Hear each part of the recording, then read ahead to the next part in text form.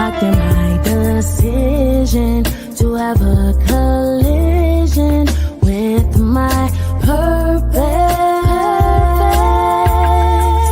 It is my assignment to be in alignment with my purpose.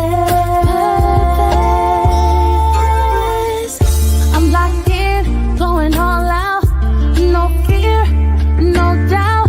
My God, my choice, your will, I'm all yours. Locked in, going all out, no fear, no doubt. My God, my choice, your will, your will, your will. Locked in my decision to have a collision with my purpose. It is my assignment to be in alignment with my purpose.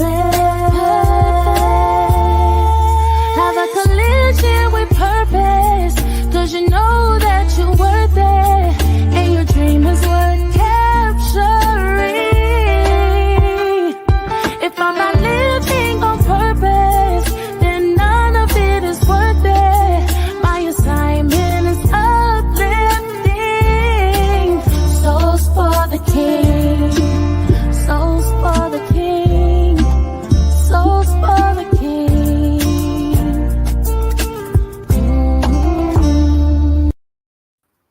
Greetings, friends of the A Collision with Purpose movement. Welcome to A Collision with Purpose podcast, bridging generations, voices of men in a changing world.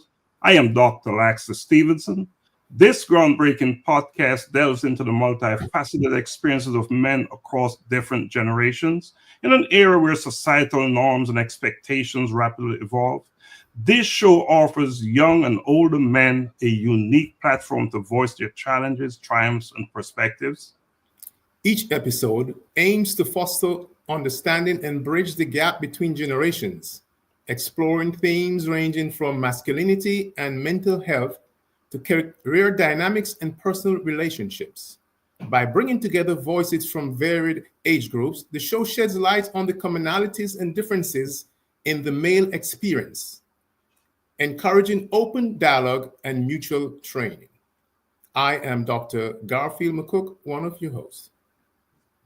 So whether it's a teenager grappling with the pressures of social media or even a senior reflecting on the changing definitions of manhood, Bridging Generations is committed to uncovering the real stories of men navigating the complexities of a changing world. I am another one of your co-hosts, Dr. Juan Marcel. Shoot it over to Doc. What is going on? Oh man, so much is going on. So much. We have Dr. Hines with us tonight, another guest co-host. Hey, Dr. Hines, how are you? I'm wonderful. And how are you, everybody? We're good. Well. You know, it's another Thursday, right? And what an awesome opportunity to be here, to have this conversation, you know, bridging generation, voices of men in a changing world. And is this a changing world? One, you know, I want to hear a little bit about your commitment, the commitment you made. Can you bring us up to speed on that? Yes, actually, the commitment I made was two. One, to myself, you know, really pushing myself to say yes to opportunities that I would normally say no to out of fear, right? So doing that, it's a couple of projects that I actually am working on, a book in the works. So stepped out there. I decided to stop sitting on what's in my hand. So I'm working on that. Second commitment was to the community, to youth and young adults. And so a lot of that is in my mentorship initiatives. And so I have been working actually for about a month or so now with a mentee, new mentee, going well. So still doing that and spending time with youth and young adults, just trying to stay connected to what's going on, as they say, in the streets, you know, but keeping my ear close to the ground. So understanding, you know, just the different perspectives with this upcoming generation. So that's awesome, awesome. And I know you're doing, mentoring with Global Humanity Network, or a nonprofit organization. Got a report on that today, and man, you're making a difference in that young man's life. We appreciate you and we thank you for that. Dr. McCook, Yes. tell us about your commitment. How's that going? It's coming. I'm still in my research phase. I've taken on the task of learning and studying about mental health based on what's happening in the United States and the world today, especially with our youngsters. Just trying to get them over that hump of that peer pressure and all the other things that are distracting them in their lives. We gotta set a sound foundation for them, and if we don't grab them at this early stage when the tree is just growing, when it becomes a big tree, then it's too late. The branches, will already be bent, and we can't, get them straight. So mental health is I'm doing some research. I plan to, as I said the last time, be going into the schools. I think schools are where we can start. They're there for learning. So if I can give them something else to think about and help them in their journey, I think that's my journey right now. That's what I'm focused on. Thank you for sharing that. Starting in that early stage is so important, and so appreciative that you're taking on that project and looking forward to good things coming from you with that. Dr. Hines, what about your piece?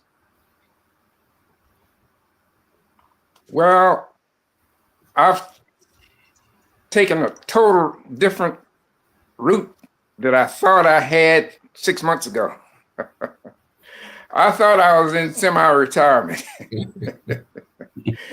And what I really was thinking about doing is finding some travel that I wanted to kind of see the world and that kind of thing. And then I came to the conclusion that when there's a lot given, a lot is expected. So I kind of felt like the honorary doctorate put me in a position where I couldn't afford to retire.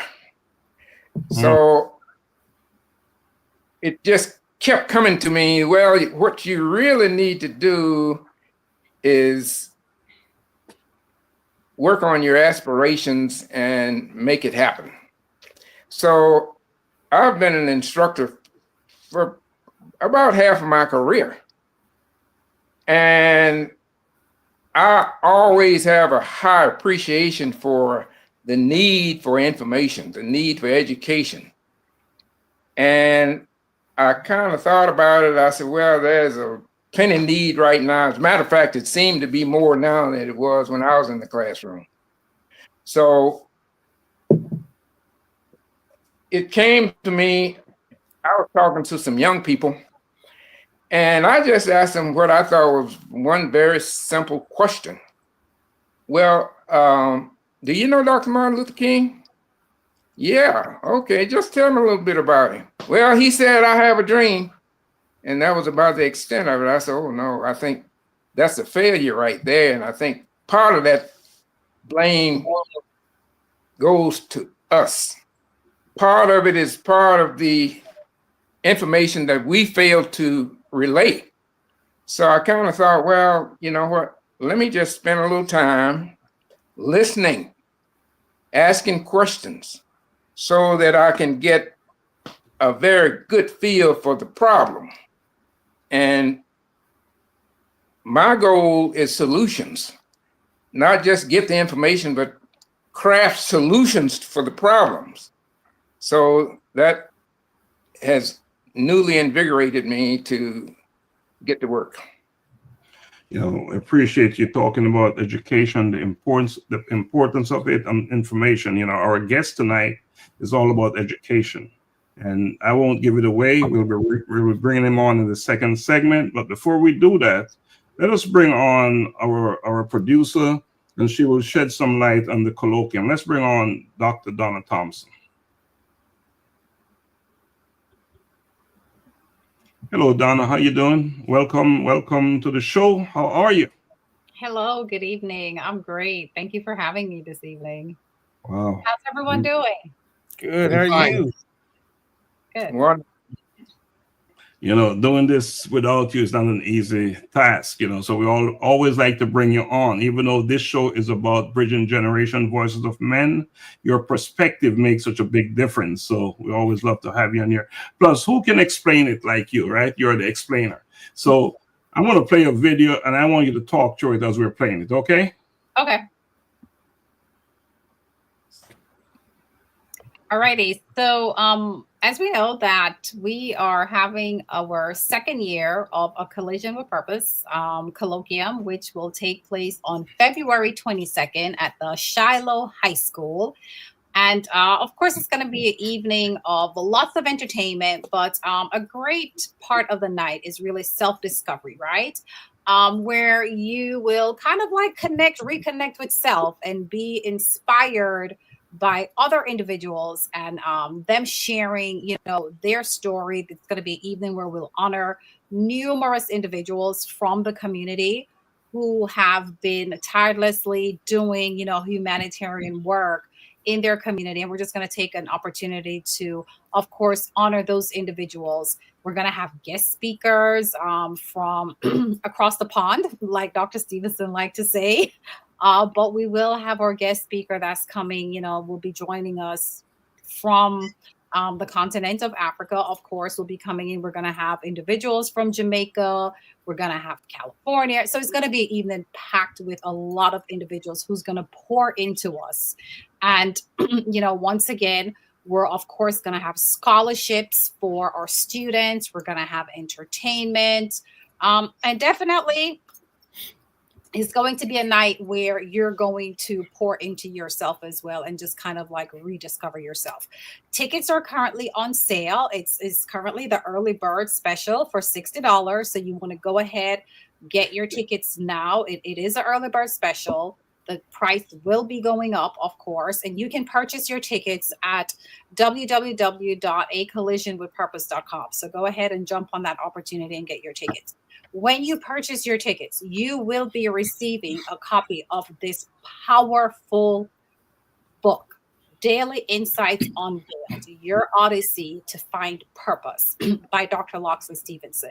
I like to say to everyone, this is a book that you want to have with you every single where you go. If you like to pre-order your copy today, you can also do so. But if you purchase your tickets for the event, you will receive a signed copy of the book. So definitely come out and just pour into yourself and support the event. Once again, that is February 22nd at the Shiloh High School.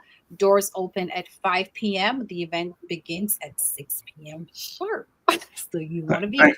Thank you so much, our great explainer, and so many things here at A Collision with Purpose. We know we couldn't do it without her. And so let's give our producer and CFO and explainer and everything a big applause. Thank you, Donna. We really appreciate you for doing what you do.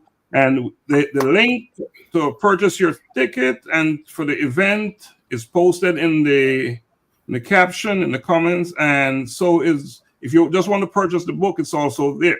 Now, we have a big show tonight, a full show. We have a guest on, and he's going to share so much with us. But before we bring him on, let's take a quick break.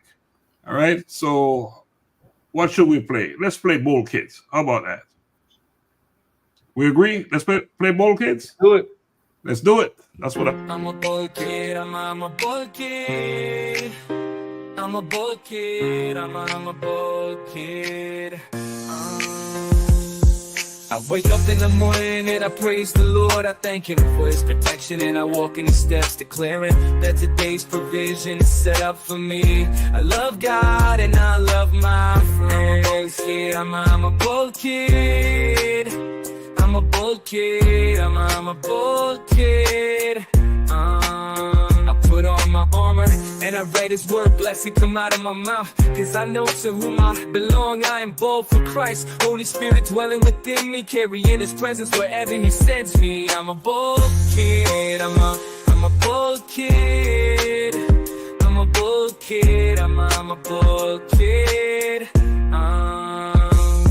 Loving others as he told me to pray for healing, miracles to see, knowing my identity in Christ, he is in me. I am a bold kid, he loves me, standing firm on his word, proclaiming everything I heard, not afraid because he is with me. Be bold.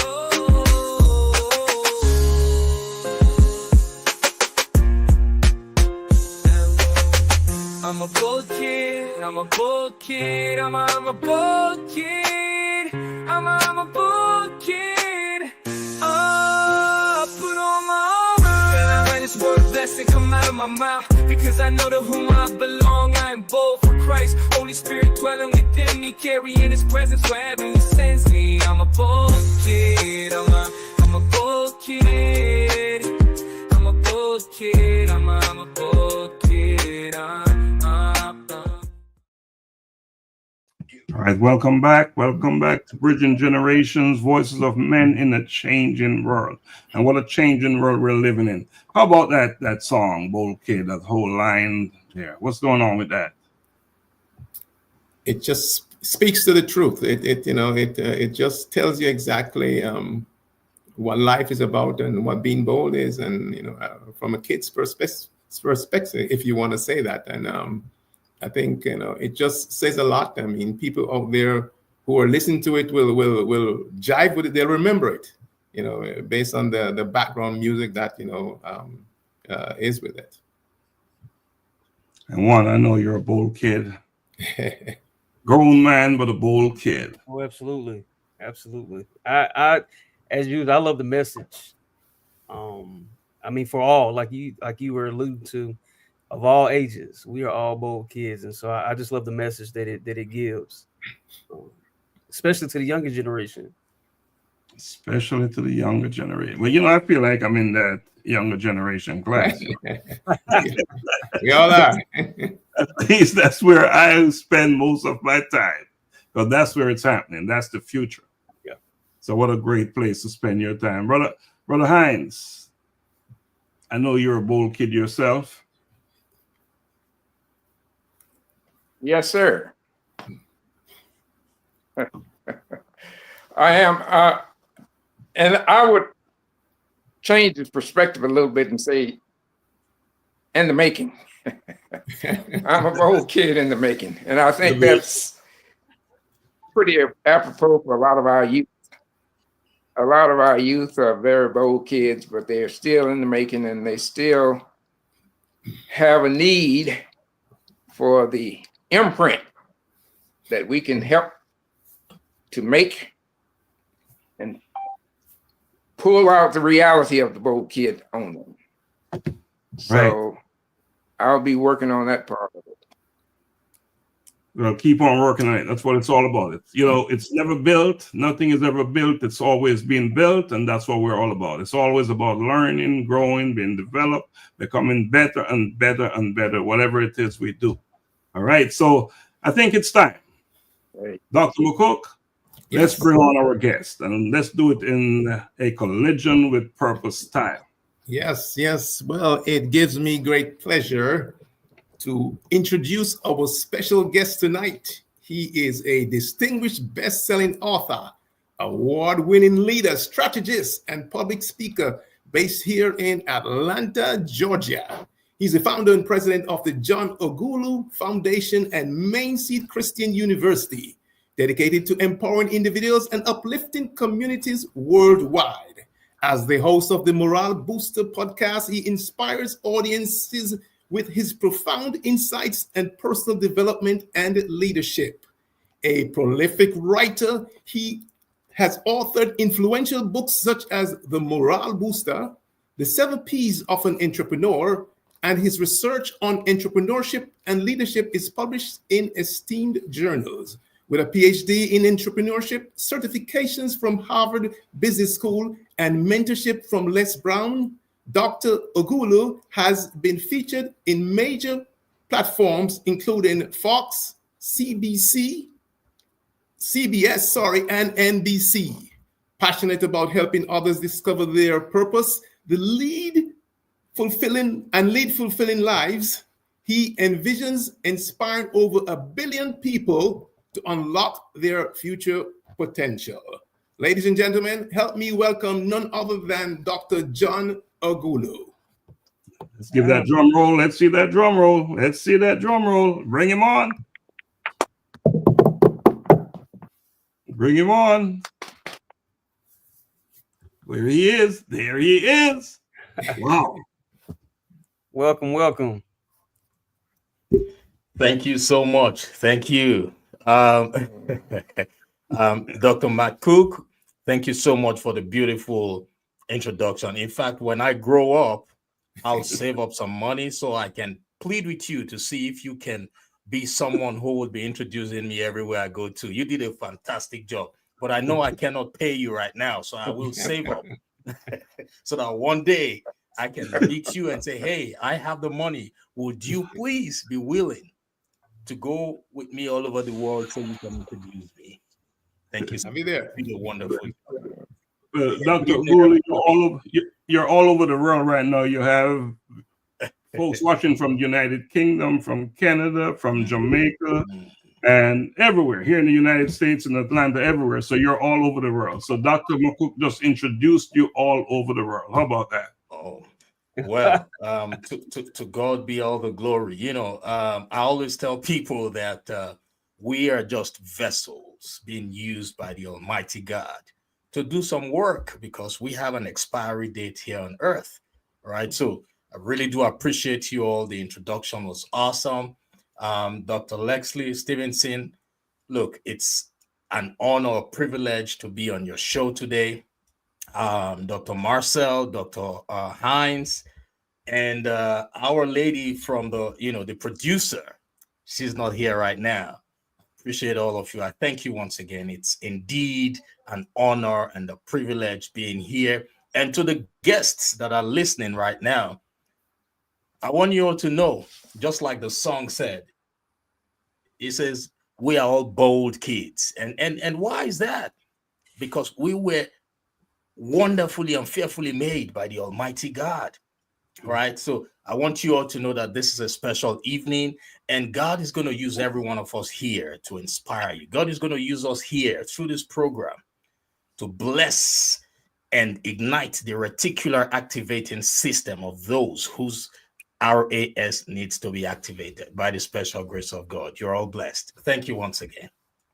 Thank you, Dr. Ughulu. And you said it. A journey that is truly inspiring, and it's only continuing tonight. Can you share the defining moment that led you to pursue a path of leadership, education, and personal development? Yes, thank you so much for that beautiful question. You know, everybody has a story, just like myself. I was a very shy person when I was much younger. So shy that I couldn't even imagine myself doing what I do now, speaking publicly, even, facing crowds. Even though I was raised in a family where education was everything. My dad was a mechanical engineer and a leader in the society. Education was everything. We had lots of professors, but I grew up so shy. And I also found myself in the midst of the wrong crowd. Right? But my mom would always come to me and say, hey, John, when I was pregnant with you, I used to always have this dream. My mom dreams a lot. She would say, I used to always have this dream. And in this dream, I would see a tall, dark-skinned man dressed in suit, holding a microphone and speaking to a crowd. And whenever my mom said that, I would say, Mom, I know your dreams do come to pass, but this particular dream, I don't think that's for me. She would smile and say, don't worry, wait and see. She was always reassuring me of my confidence. Even though I was hanging out with the wrong crowd, people who were not even willing to inspire me. That same crowd had me drop out of college at some point in my life. But I had foundational values that were instilled in me. Foundational values instilled in me by my parents to make me understand that education is paramount. So even when I dropped out of college, I wasn't at ease with myself. I wasn't at peace. But later on, because of those foundational values, I went back to school. I started all over from the scratch, got my bachelor's, my master's, and my PhD. So I typically say I transitioned from a college dropout to a PhD. Why? Because of the foundational values instilled in me. And when I made all those mistakes, when I was able to overcome shyness at some point because of my mom's persuasive nature, I knew that there were people like me in the world who would go astray, but not having the support system that I had. So I knew I had to be strong for people like that. I knew I had to pursue a path that would help people overcome shyness. I knew I had to pursue a path that would help the lost become found. I knew I had to pursue a path that would make college dropouts believe in themselves to go back to school and start all over. I knew I had to pursue a path, and that path was personal development. And that's how the whole journey started. And by the special grace of God, they say momentum is key. Momentum is key. Forward movement, positive movement. From doing personal development, I became mentored by some of the best in the industry. When you set your mind at something, it's easier for you to attract what you want. That's what the law of vibration says. I am a great student of natural laws, because natural laws, you can never go wrong when you follow them. The law of vibration says every object in the universe bounces. And when they bounce, they go at a frequency. So when you place yourself on a frequency, the only things you attract are things on that frequency. So a lot of people are aware of the law of attraction, but not too many people know about the law of vibration, because the law of vibration happens first, because you have to place yourself on that level before you can attract what you need. So basically, the mistakes I made were exactly what pushed me towards personal development, pursuing education, because I lost it at some point, and that's it. So if I could do it, it means any other person can do it, but we need people to guide us. So I chose to be one of those who would pursue education to the highest level so that I can be a role model to someone out there. And you made it to that 2% club. By the special grace of God. Special grace of God. Your story resonates with me so much, because I myself was a college dropout. I gave it up, joined the military for 10 years, and then said, I don't need education. I was making money doing real estate. And then guess what? That went away. Art, you remember this, Dr. McCook? And then I said, no, there's another way. And then, just like you, associates, bachelor's, master's, doctorate, boom. So you did it, I did it. It can be done and should be done. So that's just encouragement. We're not saying what we achieve, but we're saying it because we want to let others know that they can also do it. So go out there and make it happen. Now, you are the billion people man. And your vision is to help over 1 billion people find their purpose. And, we want to talk about that tonight, because you're on a platform that's all about purpose, a collision with purpose. It's our business. Our business is all about purpose. So tell us what that is all about. This billion people find their purpose. All right. Thank you so much for that question. So now it still goes back to purpose, right? When I found my purpose, when I realized that it was possible for me to transition from shyness to public speaking, from a college dropout to a PhD, from an immigrant to a university founder, I decided that I would do everything humanly possible to help 1 billion or more people find their purpose in life on or before the 31st of December, 2041. Now, why? Because if I could do it, it means billions of other young people, or those who are still alive, can do it. That's the goal. So my vision is to make sure that before my time expires on earth, I help 1 billion or more people find their purpose. I just don't want people going through what I went through.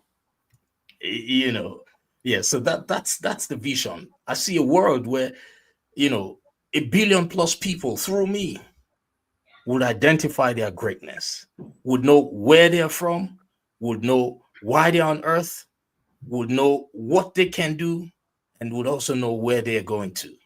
That's just a very simple. My vision is so simple. It's not complicated. And by the grace of God, God has blessed me with a platform that can be used to make this happen. So it's just a simple one. I just don't want people going through what I went through. I just don't want people walking around and not believing in themselves. I just don't want people walking around thinking that they are not good enough or inundating themselves with limiting beliefs. I just only see a world where lots of kids would step out as bold as a lion. Imagine a shy kid. I used to be shy, but right now, I am microphone hungry. I want to speak everywhere I go to. My kids will see me when I go to anywhere, grocery stores, public places.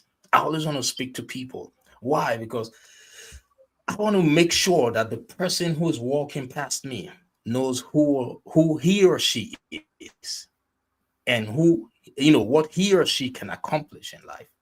My kids complain. They say, Dad, you want to talk to everybody? I say, yes, that's my purpose. I speak publicly. I speak through virtual platforms. That's the only way I can achieve it. So that's my vision, helping people identify their greatness. 1 billion or more people. 1 billion by 2041.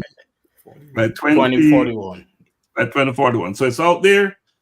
Yes. It's on a Collision with Purpose platform, so there's no better place for it to be announced. On the platform about purpose. Dr. Juan, I know you have some questions for Dr. Ughulu.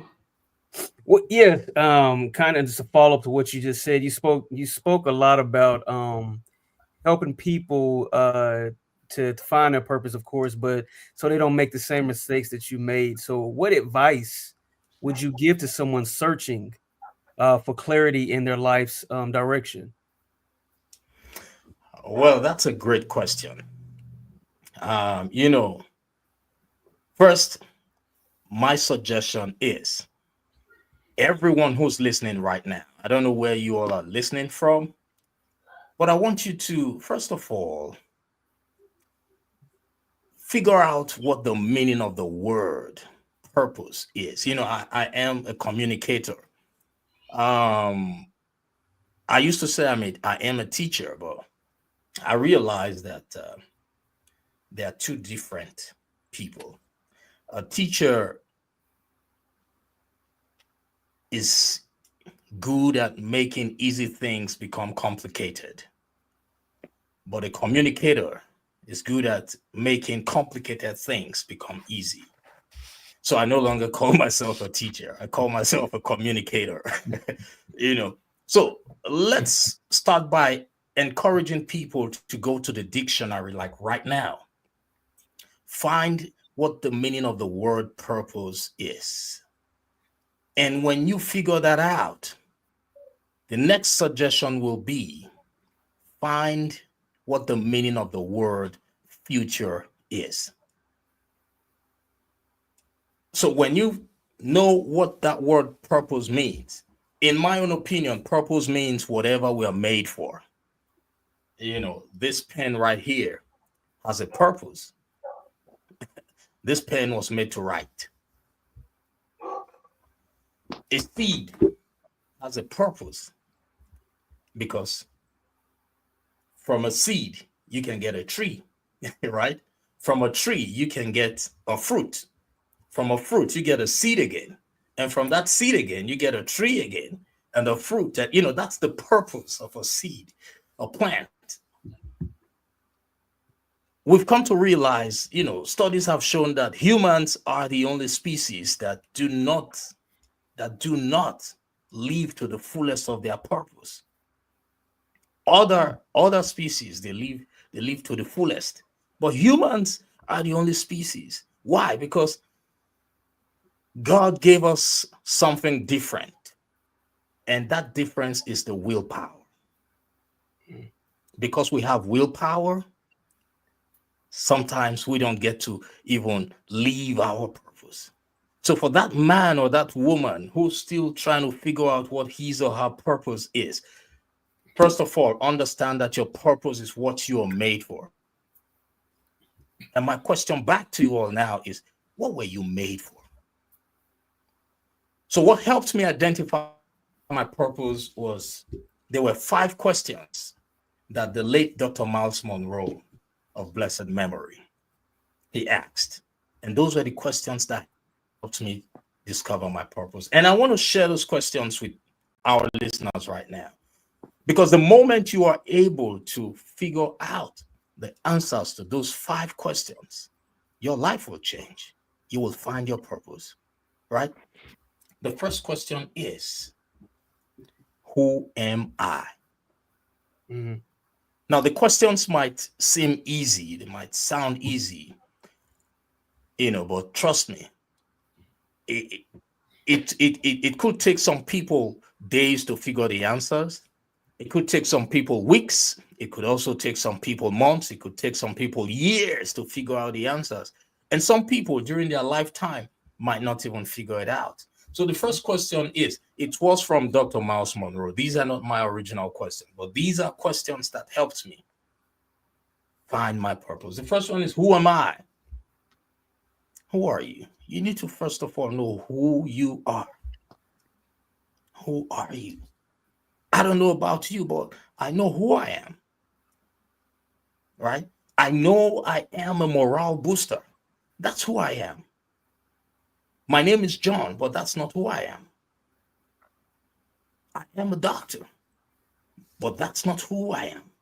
I am a morale booster, helping people identify their greatness. So you need to know, who are you? You understand? So that's the first question. Who am I? You need to know who you are. The second question is, where are you from? I was born in Nigeria, but that's not where I'm from. I am from God. I have a creator. What's your source? You need to figure it out. Then the third question is, why am I on earth? Why are you on earth? Why are you on earth? You need to know why. My why is why I am here today. The wise man once said, if your why is big enough, you will find your how. Right? My why is, I want to see a world where billions of people know who they are, know their purpose. So you need to know, that's the question. Then the other question is, what can you do? And that's where your skills come in. What can you do? What are you good at? What can you do effortlessly, even if you don't get paid to do it? What are you good at? What are your hands good at? I can speak from now till eternity for as long as my voice is good, So you need to know that. What can you do? Then the last question is, where are you going? Trust me, if you are able to figure out the answers to these questions, your life will change, just the way my life changed. And I assure you, those are the only questions. So when somebody asks me, how can I find my purpose? I just give them the questions. It is proven. Even the Bible says, faith not tested should not be trusted. This is proven. It has worked for me. It worked for my mentors. It worked for a lot of great people that I know. But we need to make up our minds that we will figure out the answers to these questions. Henry Ford said, whether you think you can or think you cannot, you are right. So if you think you can find your purpose, which I know you can, because if I could do it, look, if I could do it, John, it means everybody can do it. So those are the questions. Who am I? Where am I from? why am I on earth? What can I do? And where am I going? And that is it in a nutshell. Thanks for that answer and those questions. That's it. You're very welcome. Appreciate that. Juan, I know you will have to go. So you have a previous appointment that you need to meet, but one more question, please, before you go. Absolutely. No problem, sir. Well, of course, coming from this great leader in entrepreneurship and leadership and development, this one is more focused on, like I said, leadership and entrepreneurship. So as a thought leader in entrepreneurship, what do you believe is the most critical trait for a successful entrepreneur in today's world? All right. The first thing I will say is you should understand that entrepreneurship is different from business. So people mix them, get them mixed up. Entrepreneurship is a mindset. It is a mindset. So we need to understand that it's paramount for us to, first of all, develop the mindset before going into business. The mindset is what would anchor the business. The business is just, as an entrepreneur, you start a business, you grow the business, because in business you would have down times, but it is the spirit of entrepreneurship that keeps you going, right? Just like your purpose. It is the spirit, it is a mindset. So the first thing is develop the entrepreneurial mindset. Understand that it is a mindset. So educate yourself about it very well. Do research.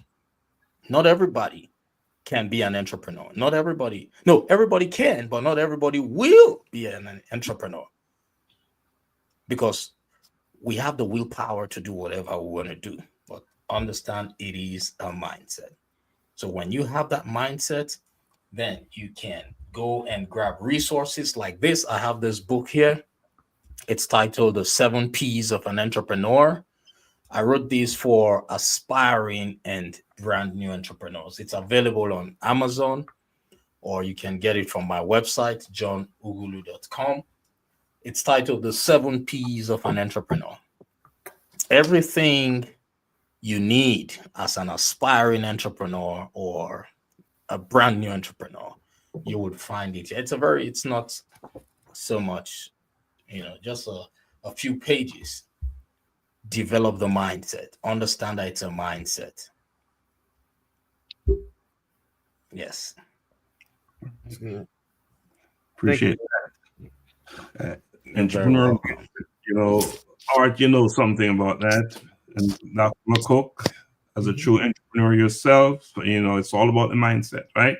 The business is the thing that the entrepreneur builds, right? So, all right. So, Juan, we thank you for the question. I know you got to go, but just jump off whenever you're ready, okay? No problem. Thank you all. Have a good one, John. Have a good evening, Docs. All right, Juan. Yeah. All right. In fact, Dr. Lexi, we have Paulette Ricketts, we have all the way from the UK, we have Marjorie Banton, we have Carissa Brown from Liza from Jamaica. So we have quite a few folks watching us from all over the place, and we appreciate you watching. Please share. They say sharing is caring, and we truly believe in that. So spread the love. Spread the wisdom that you're hearing tonight from our guest, Dr. John Ughulu. Now, again, you're watching Bridging Generation Voices of Men, and I think this is a great time for us to take a quick break, and we'll come back with some questions, all right? So let's do some iron.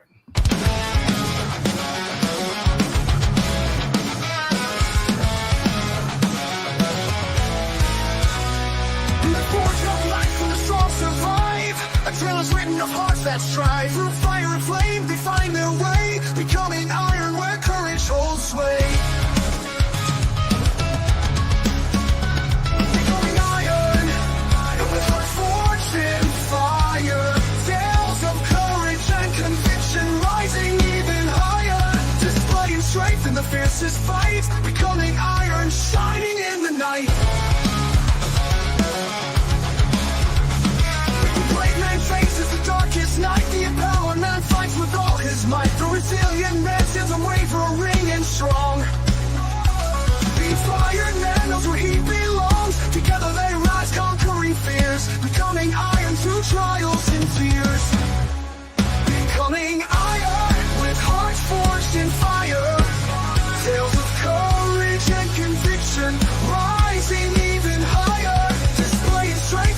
fiercest fight, becoming iron, shining in the night. Becoming iron, shining in the night. The brave man faces the darkest night. The empowered man fights with all his might. The resilient man stands unwavering and strong. The inspired man knows where he belongs. Becoming iron knows where he belongs. Becoming iron, shining in the night. Becoming iron, with hearts forged in fire. Tales of courage and conviction, rising even higher. Displaying strength in the fiercest fight. Men becoming iron, shining in the night.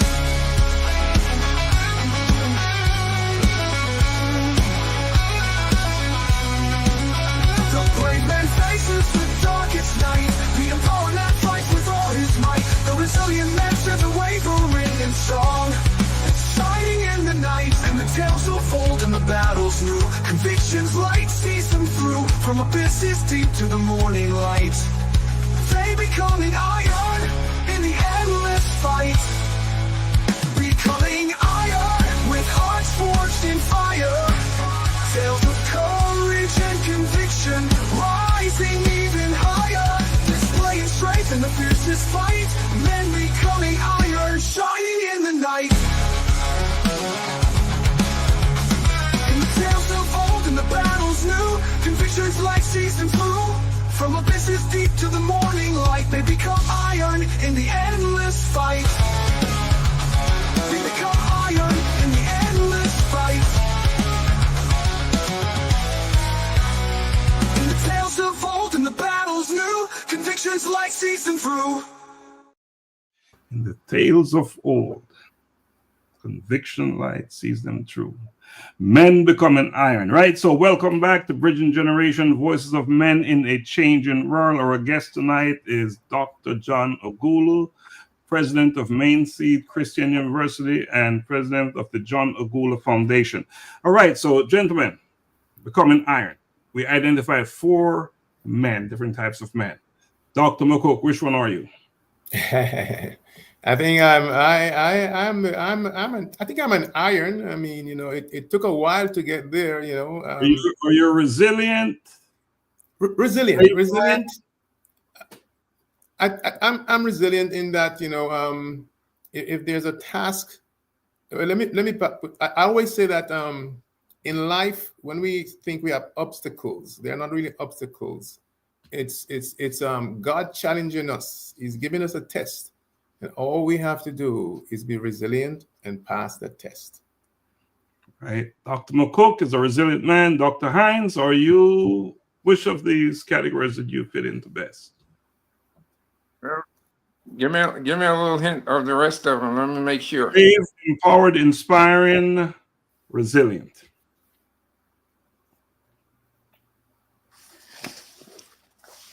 I'm going to say resilient. And resilient because with resilient, it takes a certain amount of stick-to-itiveness. So you can't give up. You can't give out. You can't just throw up your hands and quit. No, you gotta keep at it. So I relate to that one. So we have 2 resilient men here. Dr. Ughulu? Yeah, well, so what are the 4 options? Resilient, the brave man, the empowered man, and the inspiring man.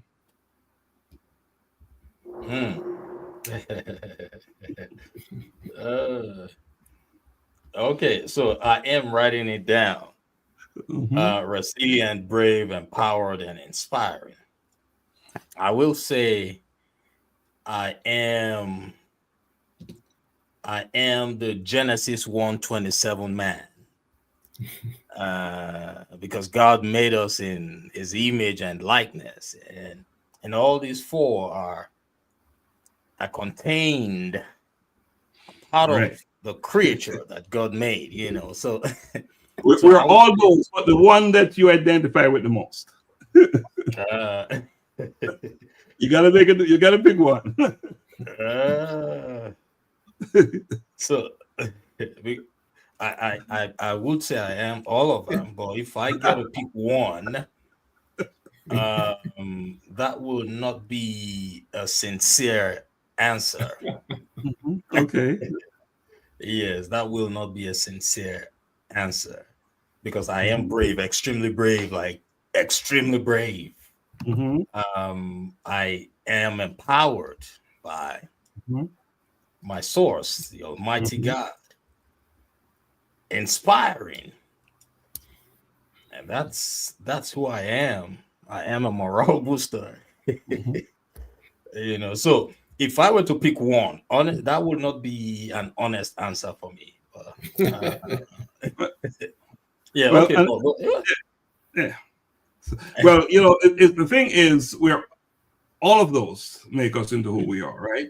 If you identify with them. But the real true question is the one that you identify with the most. And, all things are not equal, as we know. And for me, I would say the brave man faces the darkest night and just keep moving. Okay, I'll say I am resilient too. Or I'll say I am empowered. Let me say I am empowered by God. So with the empowerment from God, every other thing comes with it. So yeah, I am empowered by God. Awesome. And I know, for us to be doing what we do, where all of those things, somewhere we fit into them. Yes. And they fit into us, and we're all those things. But there are certain things that stand out more in us, and certain traits, certain behaviors.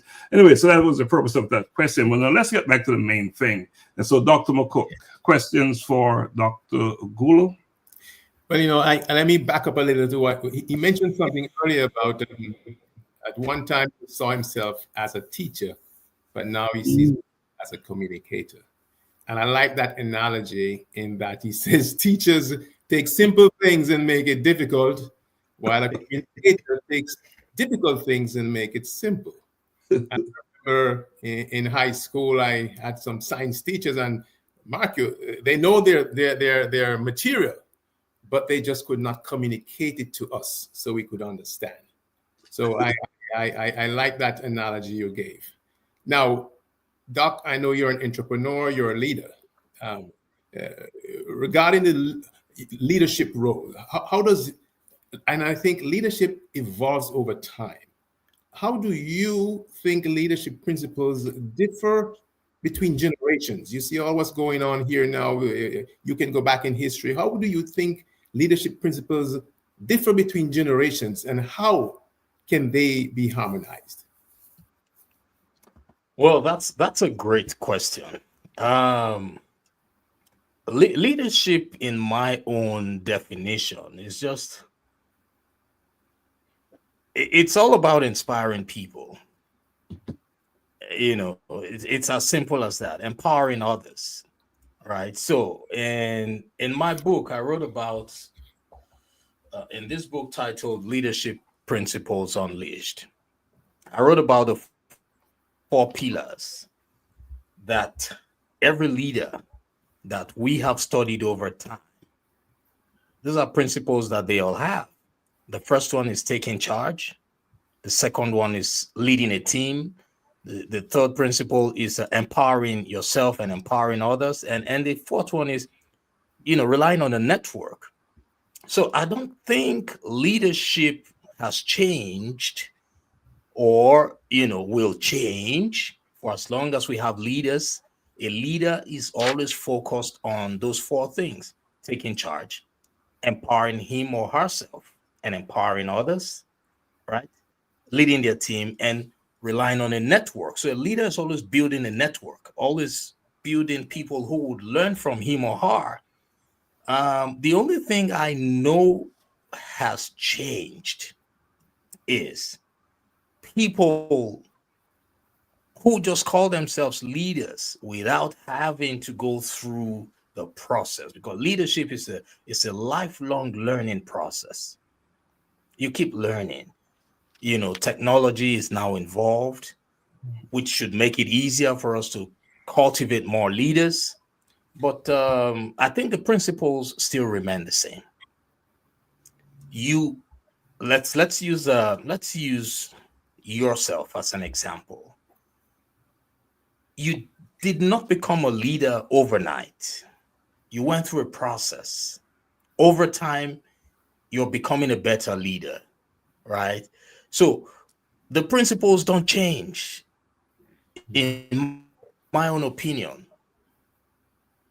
So we just have to focus on doing what we are doing right now, using our platforms to continuously let people know about the principles that leadership entails. Leadership is all about empowering people. For myself, what I have learned, I put them in this book. And these are principles. Principles are principles, right? Principles are principles. This is leadership principles unleashed. In the next 100 years, these are still going to be principles that a leader needs. It's like the law of gravity. It doesn't change, right? If you go on top of a 10-story building and you jump down from there, the law of gravity would come in. It will pull you down. So I don't think any research has been done to show that the dynamics has changed, but we just need to focus on letting people know it is a lifelong journey. Leadership is influence, and that we've been sent into this world to do 4 things that would lead to leadership. The first one is to discover our gift. The second one is to become a leader. And when you lead for a long time, you become very influential. And those principles don't change. But I'll be glad to learn, because I love to learn, But in my opinion, leadership principles are leadership principles. So we must focus on impacting those same principles as we go on to other people. And that's what your platform is doing now, which is great. Malcolm X once said, there was a wise man who said, if your plan is for 1 year, plant rice. If your plan is for 10 years, plant trees. But if your plan is for 100 years, educate children, which means education does not necessarily mean the formal education. It means teaching them what you know. Because if you fail to teach people what leadership is all about, then we have all failed. So I don't see any changes in leadership, just that some people who are not leaders claim to be leaders without having to go through the leadership training. So I don't know if that answers your questions. Yes. Let me jump in there quick, Gary. And what we're talking about here is not so much the principles, but it's how you adapt. The different generations adapt to the principles. And I think that's what you're saying, Dr. Ughulu, how we adapt to the principles and carry them forward in our lives and practice them. Dr. McCook, another question? Well, along the same vein, Dr. Ughulu he's into a lot of research, and I hope one day I can be like you when I grow up. But in all this research, and you may have answered it already, so maybe you just putting some more emphasis on it. Is there a key finding in your research that you can share that can inspire leaders to create that an impactful legacy that they can leave? Yes, I would say I would recommend one of my mentors, John Maxwell. I believe you all know him. Yes. Just read his books. His books are a good resource. I would recommend that to those who are listening to us. I read a lot of John Maxwell materials. The Bible. Mm-hmm. The Bible. That's where everything's, every book we write now is, what we put out there. They're all taken from the Bible. Everything is already in the Bible. The Bible has so many leaders. That's one of the best research materials for leadership, right? Because even Jesus, typical example, if anybody wants to lead well, it should study the Bible. After the Bible, you think about John Maxwell. He's a great leadership mentor. So those are the material. The Bible is my go-to. If you read most of my articles, I always include Bible stories. because you can never go wrong having that as your source document, as your source for research. Yes, because it's proven. Indeed. Thanks. And John Maxwell, I also endorse John Maxwell. I'm a certified John Maxwell guy myself. Been a student there for quite a while. Yes, yes. Thanks for your questions, Dr. McCook and Dr. Hines. What you got going, sir? Yes. I've been enjoying the lecture.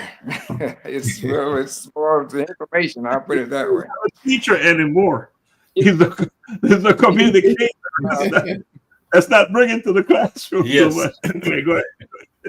Yeah. And as a teacher, I heard you talk about wanting to retire, Dr. Hines. Talked about wanting to retire. You know, we only retire from a job. We only retire from an employment, right? We can never retire from a calling. Never. Well, Just the same way the bird. Yeah. Go ahead. This honor is teaching me that every day now. Oh, yes. Yeah, just like the bird, you know, the bird flies till it dies, right? That's the purpose of the bird. To fly, the fish swims till it dies, you know. So if we are doing anything that we're looking forward to retirement, it means we have not found our purpose. Right. Because our purpose knows no retirement. That's why it's very important. We must know what we are good at. That thing that we can do day and night, even when we are not getting paid to do. You see that word? Even when you're not getting paid to do it, you need to love it because that's your purpose. So no retirement for you, sir. So don't. I think he understands as well. He's back in action. Dr. Art, back to your question, sir. Okay. Well, I know I've enjoyed reading your book on leadership. I think it's a wonderful piece of work. So, and I do know that leadership evolves over time. So my question to you is how do you think leadership principles differ between generations? Leadership between an old guy like me and the young guy who's just coming up. And how can they be harmonized? Through communication. The younger generation, as they come up, they still need mentors. And who will those mentors be? Us. The 1 billion people I intend to impact, I intend to transfer my leadership principles to them. I just want to make it simple. They need mentors. So when you build your own domain of young people or the younger generation to understand the leadership principles, the principles don't change. The styles might change. The principles itself don't change. It's all about leadership is influence.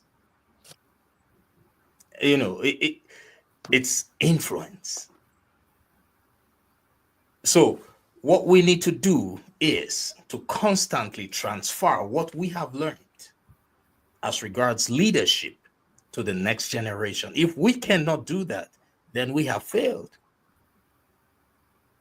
We don't want a world where leadership does not align with the original leadership principles. Let's always remember that leadership is different from management. Principles are principles. Natural laws are natural laws. They don't change. You only choose the ones that you want to work with because you have the willpower. I don't know if this resonates with you. Now, we know we are transitioning from pen and paper to click computer, right? That's a transition, but that has nothing to do with leadership. The styles, the techniques, the equipments, the gadgets, the tools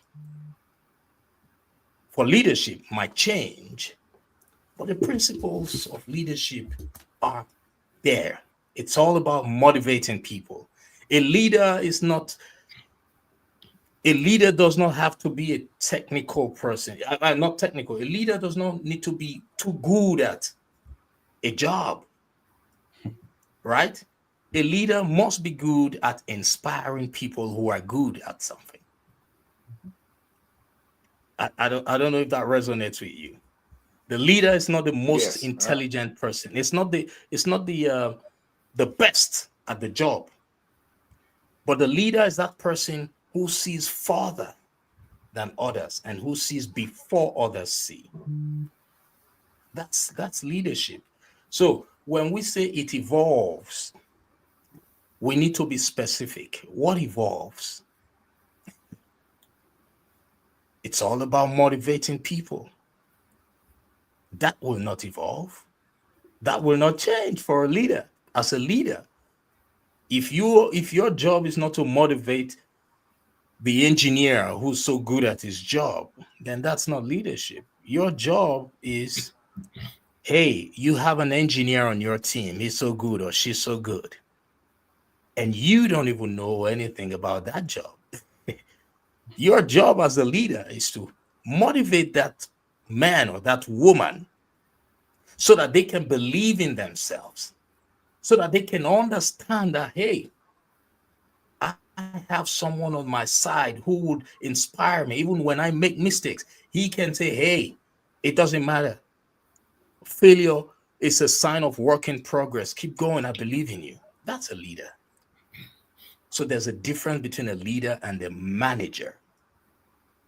So that's why I say those leadership principles will not change for as long as you and I decide that what we have learned from our leaders, we're going to transfer it to the next generation. That's our role on earth. Like I said, the tools and resources might change. But the basic thing about leadership, which is influence, which is inspiring others, will not change. Having emotional intelligence. When you have emotional intelligence, you know that you're not supposed to do something that will hurt the next person. That's a principle that you want to abide by. You know, it wouldn't change. So if I make a mistake and you cannot say, hey, you know what? Keep going. I know you're good. You're better. If we cannot impact that to the next generation, then the next generation will not be leaders. We would not call them leaders. So I don't know if my philosophy aligns with what you were expecting, but that's what I see as leadership. Leadership it's well said. It's about transferring knowledge, is what I'm hearing. That's it. Transfer it. Yes. Yes, absolutely. Dr. Hines, another question, please. Yes. Dr. John, you are a true leader. You're the president of Mainseed Christian University. Now, what I really would like to know, what unique approaches does the university take to empower students academically as well as spiritually?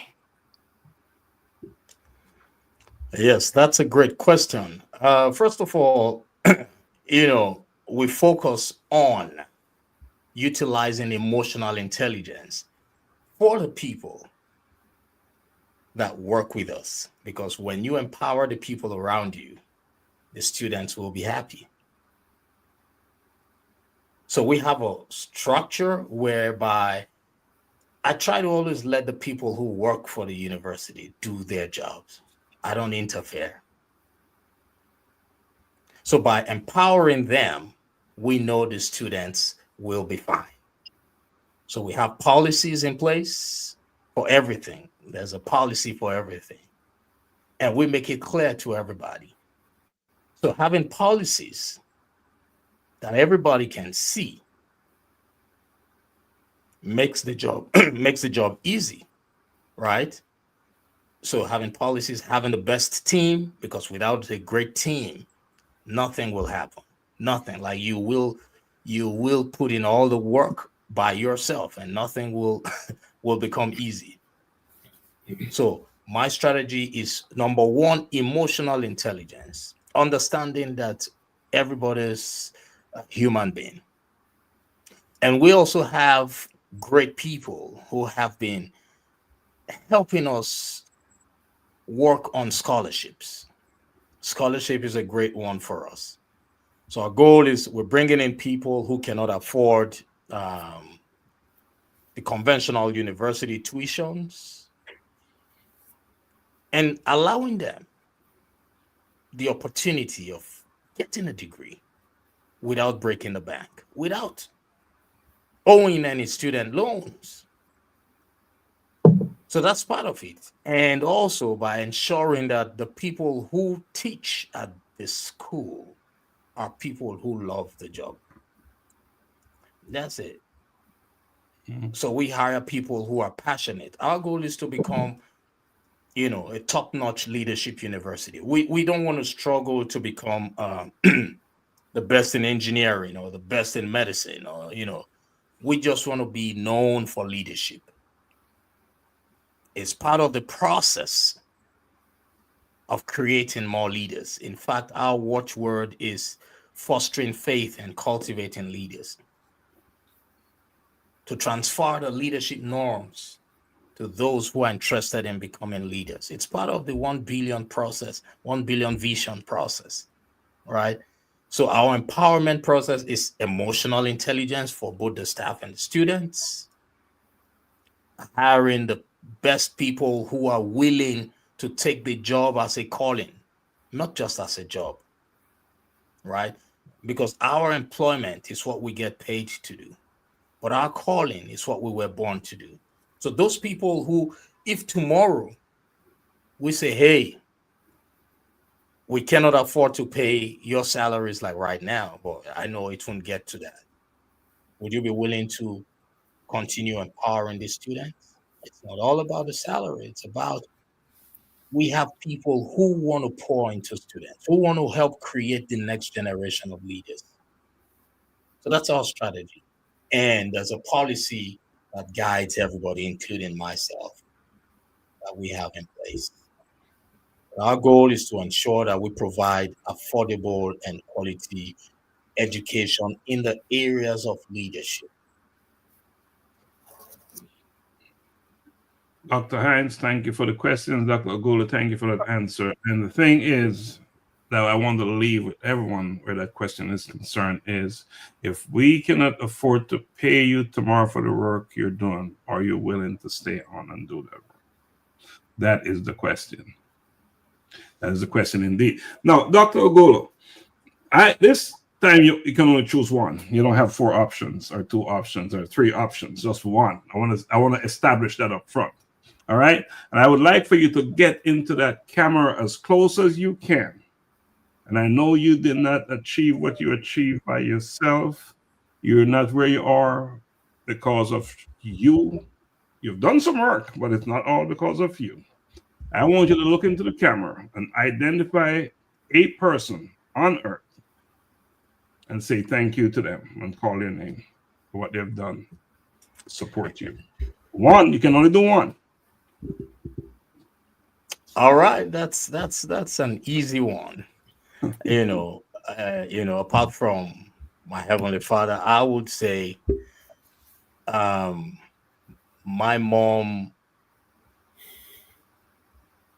Queen Ughulu, is an awesome person. Just one, because my dad is no more. He passed when I was still a teenager. So my mom single-handedly, raised me from the point where my dad died. So that was the woman who would always tell me that, John, I believe in you. Before you came into this world, I already saw you speaking to people. Even when I was shy, even when I didn't believe in myself, she raised me and my siblings. And by the grace of God, I am where I am right now because of that woman. Apart from God, God is the author and finisher of life. It's not always easy for me. No, it's not, but we're going to hold your feet to the fire on that one. All right. And Yes, so my mom, yeah. we should all give a big shout out to Queen Ughulu for what Yes. she did. And look who we have here and the work he's doing. All because of what? Her commitment, her dedication, and what she instilled in this gentleman right here. So big up, big up, big up, big up, Queen Ughulu. Let's give her one of these, guys. Come on, let's give it up for her. All right. All right. Thank you. We can't stay here forever. We don't have that luxury to stay on here forever, and there's so much more to talk about. But something I really want you to talk about is dig a little bit deeper into the scholarships that you're offering, your institution is offering at Mainseed University. That's a big, big, big deal. Yes, it is. And that would not have been possible without great leaders like yourselves. Even God will surely make a way. That's what we're told. Even where there seems to be no way. As a new institution, we are struggling in some areas where typically the government would come in and support the conventional universities.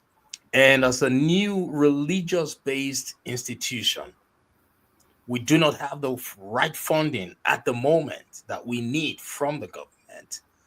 But we have been blessed with a community, with a group of people who have keyed into the vision, who understand that their collaboration with the university empowers others.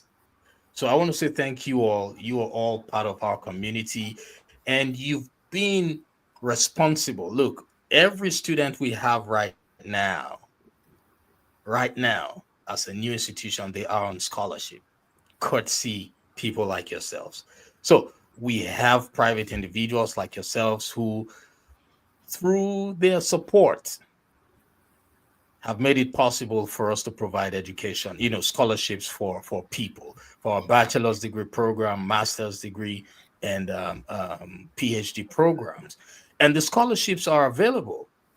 We've been reaching out to people, letting them know that these scholarships are available. And I want to talk to anyone who's listening to us right now. If you know anybody who's just getting out of jail, prison, and that person is thinking of starting life all over, look, we will be home at we will be their educational home to help them transition from where they are to where they want to be, because we have the scholarships available, courtesy private, great, good, God-fearing men and women like the hosts of this program, who have done tremendously well to support what we do. So scholarships are available for the bachelor's, master's, and PhD programs. So if you know anybody who wants to become a great leader, leadership is a journey. Mainseed Christian University is an institution where you will not just only, grow in faith, but become a great leader. So we have scholarships available. When I say scholarships, I am talking about full tuition, like tuition free. So the only cost to the student will be like the application fees, which should be about $75 to $105. It depends on the degree program, and they will, of course, buy their own books. That's it. But the tuition is free. Tuition is free, and this is offered not just here in Atlanta, in America. This is offered worldwide. Am I correct in saying that? That's correct. Yes, So, everybody is welcome. For as long as your goal is to develop in faith and to become a leader, that's all. The goal is to cultivate leaders, and that's the goal. Yes, you're welcome. right. So you heard it here. The Collision with Purpose, Bridging Generation, Voices of Men. Our guest tonight is Dr. John Ughulu, president of Mainseed Christian University. And we want to talk a little bit about your foundation. But that's another big piece of what you do in your Billion Man movement. Yes, absolutely. That's correct. So the John Ughulu Foundation is a 501c3 nonprofit organization.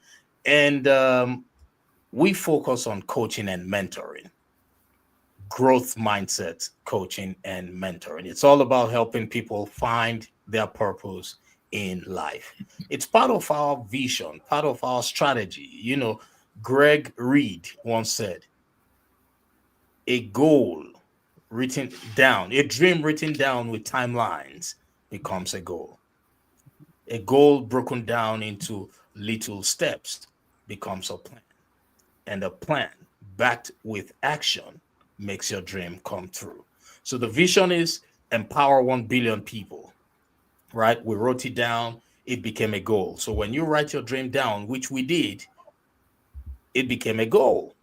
But having that big goal of saying, hey, I want to empower 1 billion people, you need to break it down into little steps. So John Ughulu Foundation was one of the steps for reaching out through coaching and mentoring.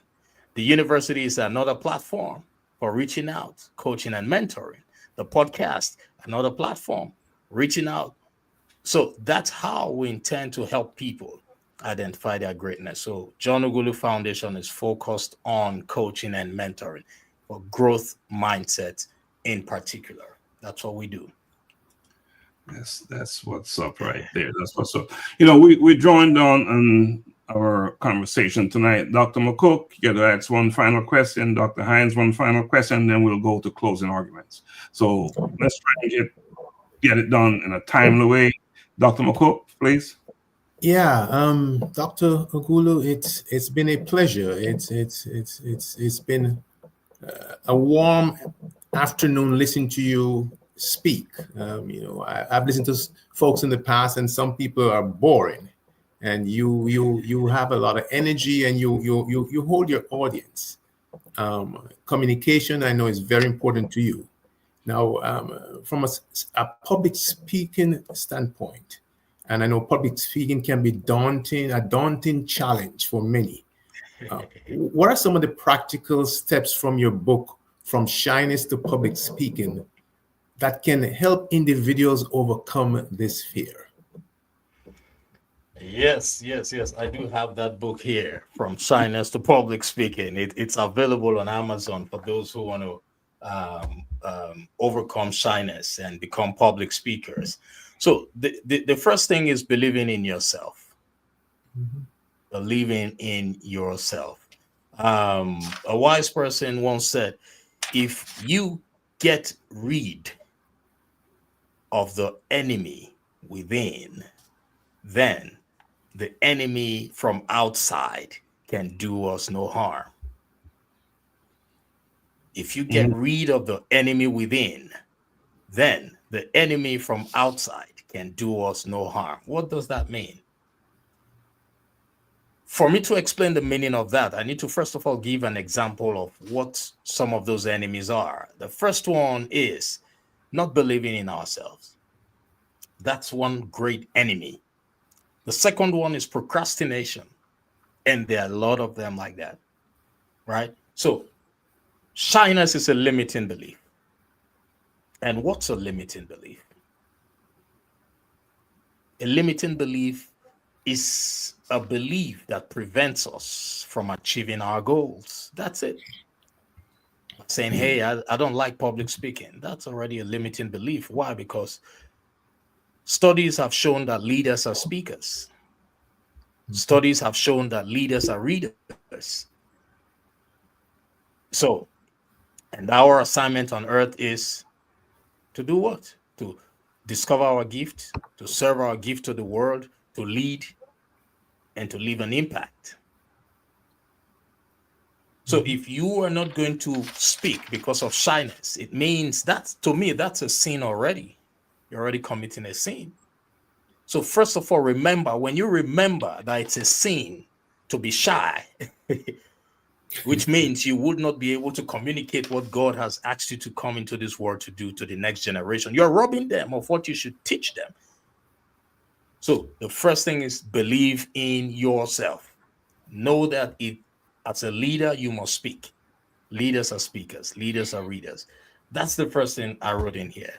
Believe in yourself. When you believe in yourself, everything changes. My communication mentor, Mr. Les Brown, would say, John, if you do what is easy, your life will be hard. And if you do what is hard, your life will be easy. I know somebody might be wondering, what's he saying? If you do what is easy, your life will be hard. Why?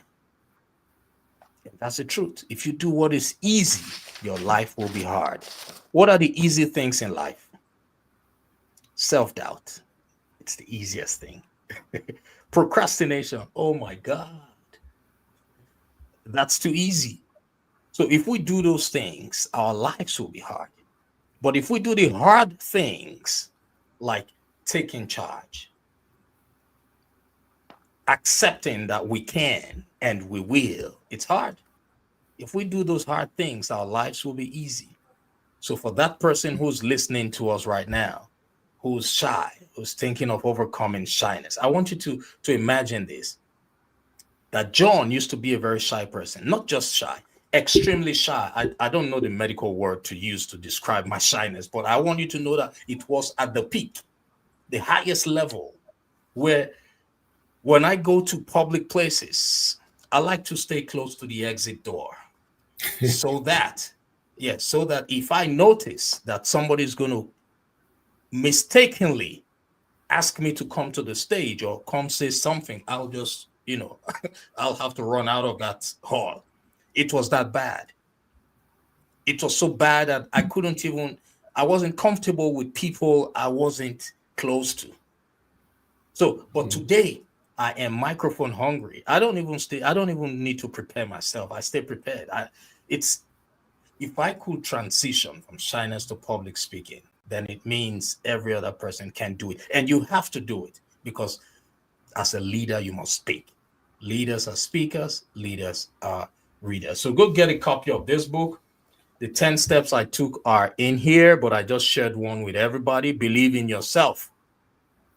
Believe in yourself and your God-given gift, from shyness to public speaking. And that's a big one. And you asked the question, what is the term for shyness? That in Jamaica we say you're afraid. Yes, we use that in Nigeria too. You say you're afraid. Say you're afraid. You're afraid. That's all right, gentlemen. Let's keep it moving. Time is on us here. So who's next? Next question. One more. One quick question. Next one, please. Time is on us. Okay, my quick question is, now and education is often seen as a tool for empowerment. So my question is, what role does lifelong learning play in achieving personal and professional goals? Lifelong learning is what we were sent into this world to do. That's it. That's why we have an expiry date. God said, go into the world and what? Multiply. Some people think the multiplication is all about reproducing children. No, go and multiply, because God gave us too many things, too many, from living things to non-living things.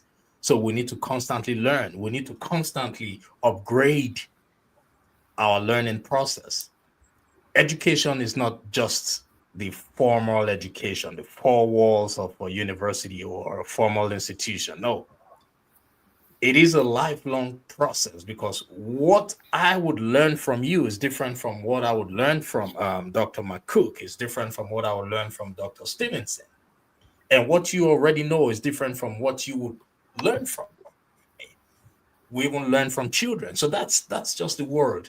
So they say that when a man stops learning, he starts doing what? He starts dying. The day we stop learning, then we start dying. That's how it is. So we would learn till the last day. Even on our deathbed, we would learn what it feels like to struggle for air, and the air is not coming by, right?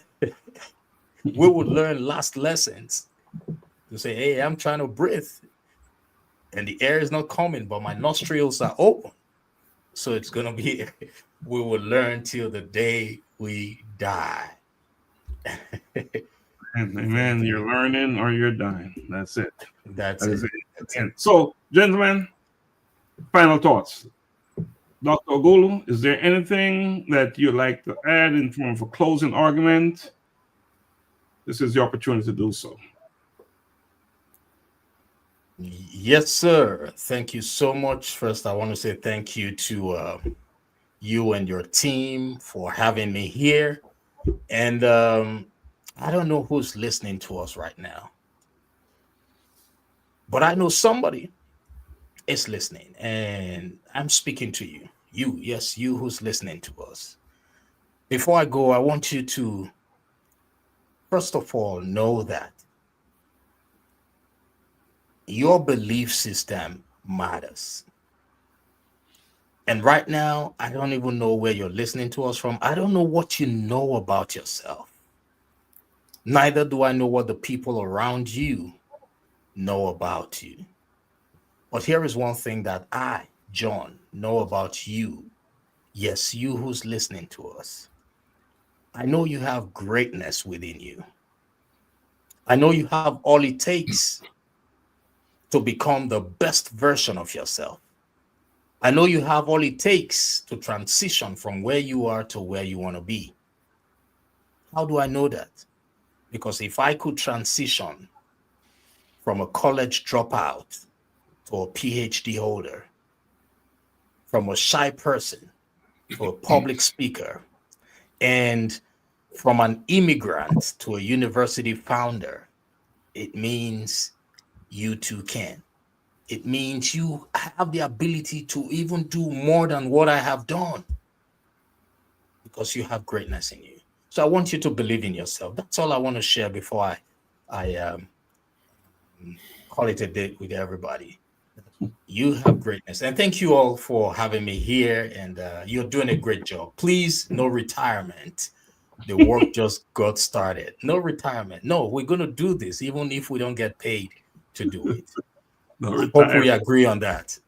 We fully agree. Dr. McCook, your closing words, please. Yeah, thanks for giving me closing right after Dr. Ughulu, because I just want to just emphasize, when you talk about believing, one of my my statements since I got my doctorate, I had to come up with something to say Dr. McCook said, and it goes like this: if you are a believer and truly believe in your beliefs, believe and thy will be done. So that just echoes what he's saying. And just to add on, disappointments are only a test from God. Just pass the test. Things are happening here tonight. Dr. Hines. Thank you, Dr. McCook. Dr. Hines, final thoughts? Well, my final thought has to do with just do it.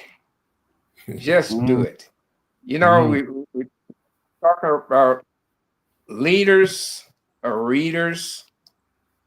So just read. Leaders lead. So just lead. You may not have all the answers up front, but you start leading, you learn some. And the same about speaking. Speakers speak. So I just appreciate this opportunity to share with great men. And I just like the concept of the network. So just lead and build a network to help you to continue to lead. And I like the golden nugget of wisdom that I got from Dr. John, who said, your network is your net worth. I like it. Thank you very much, gentlemen. Thank you, Dr. Hines. All right, so wow, what an evening, what an awesome opportunity we had here tonight.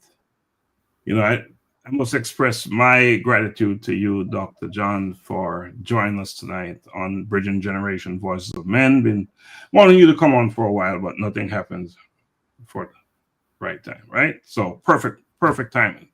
You know, your insights, wisdom, and passion really inspired us, and you've given us tools to foster change and build bridges. For this is Bridging Generations, right?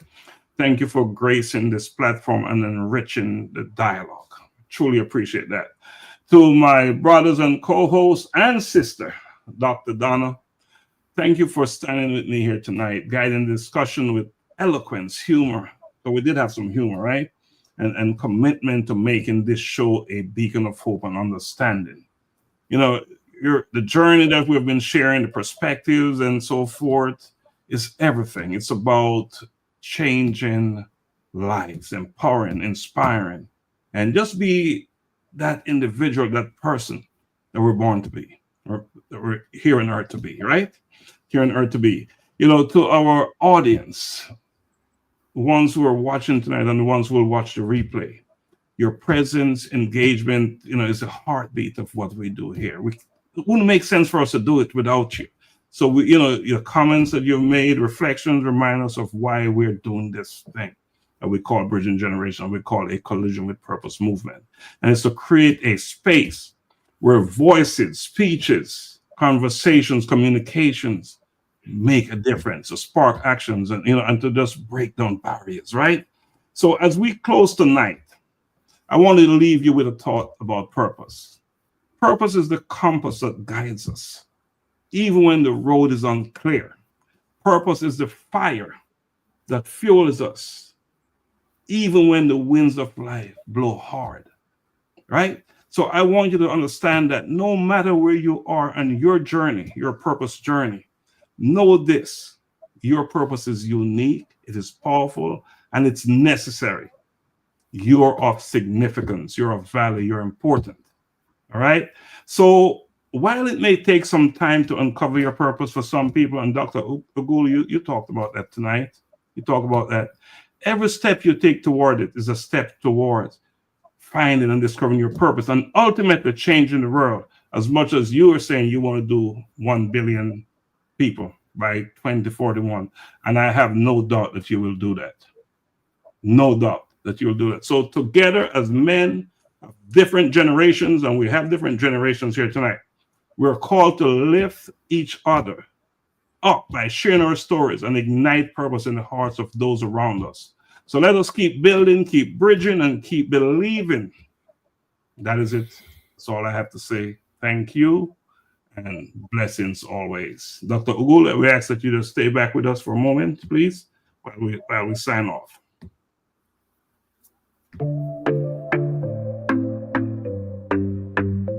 Caught in the web of what they said, lost in the expectations, living in hesitation. I walked in other shadows. Deep inside a fire burned, a whisper turned to a roar. I am liberated from walking in other shadows. I walk in my authentic self, breaking chains with it. From the shadows to the light, a new life begins, shining so bright. Society tries to mold you into someone you couldn't be, fighting through the darkness to find the real me.